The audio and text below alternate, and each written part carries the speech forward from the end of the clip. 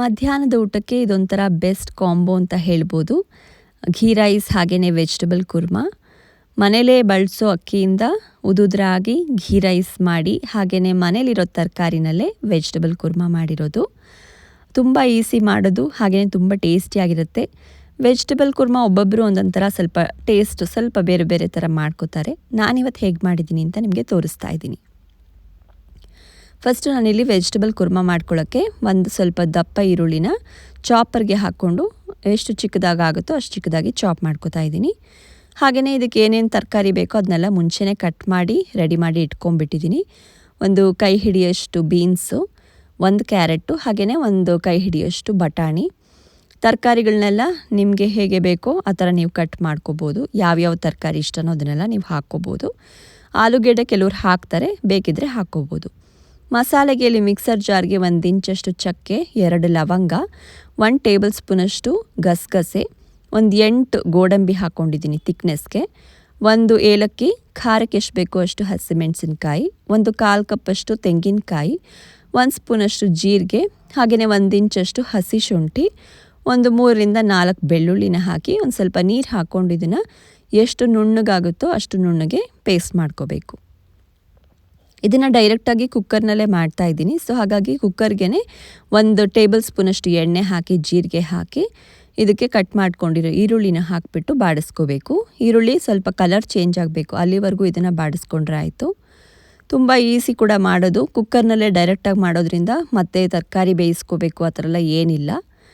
So ಈರುಳ್ಳಿ colour change ಆದಮೇಲೆ ಸ್ವಲ್ಪ ಅರಿಶಿನ, 1 ಕೈ ಹಿಡಿಯಷ್ಟು ತೊಳ್ಕೊಂಡಿರೋ ಪುದೀನ ಸೊಪ್ಪು, ಹಾಗೆಯೇ ಒಂದು 2 ಟೇಬಲ್ ಸ್ಪೂನಷ್ಟು ಕಸೂರಿ ಮೇಥಿ ಹಾಕಿ ಇದನ್ನು ಬಾಡಿಸ್ಕೊತಾ ಇದ್ದೀನಿ. ಫ್ರೆಶ್ ಮೆಂತ್ಯ ಸೊಪ್ಪಿದ್ರೆ ಅದನ್ನೇ ಹಾಕಿ ಬಾಡಿಸ್ಕೊಳ್ಳಿ, ತುಂಬ ಚೆನ್ನಾಗಿರುತ್ತೆ ಟೇಸ್ಟ್. ಮನೇಲಿ ಇರಲಿಲ್ಲ ಹಾಗಾಗಿ ನಾನು ಕಸೂರಿ ಮೇಥಿನ ಹಾಕ್ಕೊಂಡಿದ್ದೀನಿ. ಇದಕ್ಕೆ 2 ಟೊಮೆಟೊನ ಕಟ್ ಮಾಡಿ ಹಾಕಿ ಚೆನ್ನಾಗಿ ಟೊಮೆಟೊ ಸ್ವಲ್ಪ ಸಾಫ್ಟ್ ಆಗೋವರೆಗೂ ಇದನ್ನು ಬಾಡಿಸ್ಕೋಬೇಕು. ಆಮೇಲೆ ಇದಕ್ಕೆ ಕಟ್ ಮಾಡ್ಕೊಂಡಿರೋ ತರಕಾರಿಗಳನ್ನೆಲ್ಲ ಹಾಕ್ಕೋಬೋದು. ಯಾವ್ಯಾವ ತರಕಾರಿ ಇಷ್ಟನೋ ಅದನ್ನೆಲ್ಲ ನೀವು ಆ್ಯಡ್ ಮಾಡ್ಕೋಬೋದು. ಇದನ್ನು ಚೆನ್ನಾಗಿ ಒಂದು ಸ್ವಲ್ಪ ಮಿಕ್ಸ್ ಮಾಡಬೇಕು. ನಾನು ತುಂಬ ಕಡಿಮೆ ಎಣ್ಣೆಯಲ್ಲಿ ಹಾಗೆ ಕಡಿಮೆ ತುಪ್ಪ ಹಾಕಿ ಇವತ್ತು ಗೀ ರೈಸ್ ಹಾಗೆಯೇ ವೆಜಿಟಬಲ್ ಕುರ್ಮಾ ಮಾಡಿರೋದು. ನೀವಿನ್ನೂ ಎಷ್ಟು ಬೇಕೋ ಅಷ್ಟು ಎಣ್ಣೆ ತುಪ್ಪ ಎಲ್ಲ ಹಾಕಿ ನೀವು ಮಾಡ್ಕೋಬೋದು. ಎಣ್ಣೆ ಎಲ್ಲ ಕಡಿಮೆ ಇದ್ದರೆ ಆದಷ್ಟು ಒಳ್ಳೆಯದು ಅಂತ ಹೇಳಿ. ಇವಾಗ ಇದಕ್ಕೆ ರುಚಿಗೆ ಉಪ್ಪು, ಒಂದು ಸ್ವಲ್ಪ ಅಚ್ಚ ಖಾರದ ಪುಡಿ, ಹಾಗೆಯೇ 1 ಸ್ಪೂನಷ್ಟು ಧನಿಯಾ ಪುಡಿನ ಹಾಕ್ಕೊಂಡಿದ್ದೀನಿ. ಆಲ್ರೆಡಿ ಮಸಾಲೆಗೆ ಹಸಿಮೆಣಸಿನ್ಕಾಯಿ ಹಾಕಿರೋದ್ರಿಂದ ನೋಡಿಕೊಂಡು ಅಚ್ಚ ಖಾರದ ಪುಡಿ ಹಾಕ್ಕೋಬೇಕು. ಖಾರ ಬೇಕು ಅನ್ನೋರು ಚೆನ್ನಾಗಿ ಹಾಕ್ಕೊಂಡು ಮಾಡ್ಕೊಳ್ಳಿ, ಚೆನ್ನಾಗಿರುತ್ತೆ. ಯಾಕಂದರೆ ಗೀ ರೈಸಲ್ಲಿ ಖಾರ ಅಷ್ಟಿರಲ್ವಲ್ಲ, ಹಾಗಾಗಿ ಕುರ್ಮಾದಲ್ಲಿ ಸ್ವಲ್ಪ ಖಾರವಾಗಿ ಮಾಡಿಕೊಂಡ್ರೆ ತುಂಬ ಚೆನ್ನಾಗಿರುತ್ತೆ ಟೇಸ್ಟು.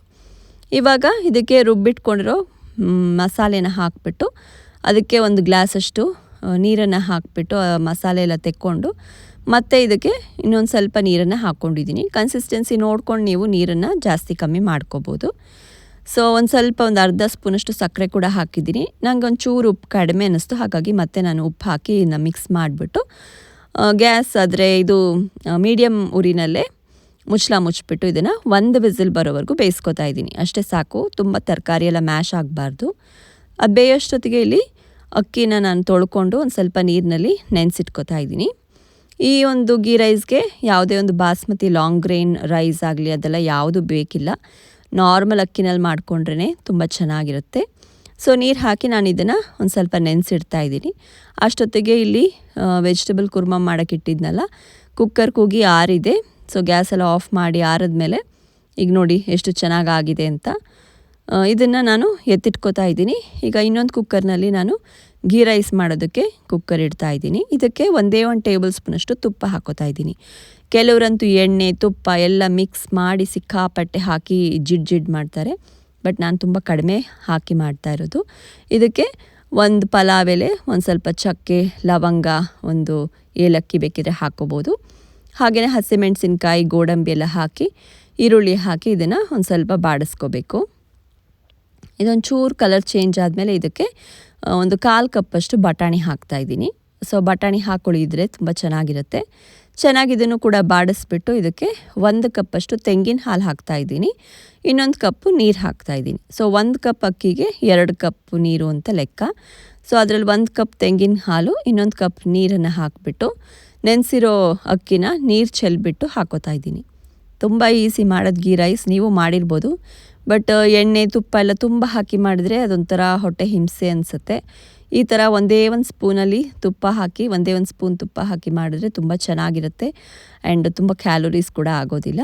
ಇವಾಗ ಮಿಕ್ಸ್ ಮಾಡಿದ್ಮೇಲೆ ಇದಕ್ಕೊಂದು ಸ್ವಲ್ಪ ರುಚಿಗೆ ಉಪ್ಪು ಹಾಗೆಯೇ ಒಂದು ಸ್ವಲ್ಪ ನಿಂಬೆಹಣ್ಣಿನ ರಸ ಕೂಡ ಹಿಂಡ್ಬಿಟ್ಟು ಚೆನ್ನಾಗಿ ಮಿಕ್ಸ್ ಮಾಡಿಬಿಟ್ಟು ಮುಚ್ಚಿಬಿಟ್ಟು ಇದನ್ನು ಕೂಡ ಮೀಡಿಯಮ್ ಉರಿನಲ್ಲಿ 1 ವಿಸಿಲ್ ಬರೋವರೆಗೂ ಬೇಯಿಸ್ಕೊಂಡ್ರೆ ಸಾಕು. ಅಥವಾ ನೀವಿನ್ನೂ ಜಾಸ್ತಿ ವಿಸಿಲ್ ಬರೋವರೆಗೂ ಬೇಯಿಸ್ಕೊಳ್ಳೋ ಅಭ್ಯಾಸ ಇದ್ದರೆ ನಿಮ್ಮ ಮನೆಗಳಲ್ಲಿ ಹೇಗೆ ಮಾಡ್ಕೋತೀರೋ ಹಾಗೆ ನೀವು ಮಾಡ್ಕೋಬೋದು. ಸೊ ನಾನು ಸಾಮಾನ್ಯವಾಗಿ ಎಲ್ಲನೂ 1 ವಿಸಿಲ್ ಬರೋವರೆಗೂ ಮಾತ್ರ ಇದನ್ನು ಬೇಯಿಸ್ಕೊಳ್ಳೋದು ಸಣ್ಣೂರಿನಲ್ಲಿ. ಬರೀ ರೆಡ್ ರೈಸ್ ಮಾಡಿದ್ರೆ ಮಾತ್ರ ಅದನ್ನು ಮಾತ್ರ 2 ವಿಸಿಲ್ ಬರೋವರೆಗೂ ಬೇಯಿಸ್ಕೋತೀನಿ. ನೋಡಿ ಎಷ್ಟು ಚೆನ್ನಾಗಿ ಉದುದ್ರಾಗಿ ಗೀ ರೈಸ್ ಆಗಿದೆ, ಕರೆಕ್ಟಾಗಿದೆ. ನೀರು ಎಲ್ಲ ಯಾವುದೂ ಅನ್ನ ಮುದ್ದೆ ಅನಿಸಲ್ಲ, ಉದುದ್ರಾಗಿ ತುಂಬ ಚೆನ್ನಾಗಾಗಿದೆ. ಸೊ ಇದನ್ನು ಲಂಚ್ ಬಾಕ್ಸ್ಗೆ ಮಕ್ಕಳಿಗೆ ದೊಡ್ಡವ್ರಿಗೆ ಯಾರಿಗೆ ಬೇಕಾದರೂ ಹಾಕಿ ಕೊಡ್ಬೋದು. ಯಾವ ಟೈಮ್ನಲ್ಲಿ ಬೇಕಾದರೂ ಮಾಡ್ಕೊಂಡು ತಿನ್ಬೋದು.